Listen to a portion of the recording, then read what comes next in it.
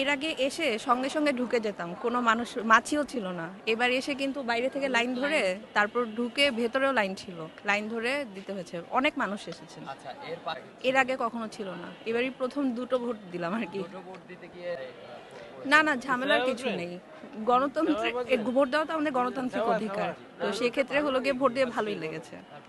পরিবেশও সুন্দর, সুশৃঙ্খল, অনেক মানুষ হলেও কোনো গন্ডগোল নেই, ঝামেলা নেই। এবং আপনি কি আশা করেন যে এই নির্বাচনটা শেষ পর্যন্ত সুষ্ঠুভাবে হবে, সুষ্ঠুভাবে অবশ্যই এটাই আমাদের সবার আশা, যে নির্বাচনটা সুন্দরভাবে সম্পন্ন হবে, কোনো ঝামেলা এখন পর্যন্ত নেই, পরবর্তীতে আর ঝামেলা হবে না, এবং গণতন্ত্রের বিজয় হবে।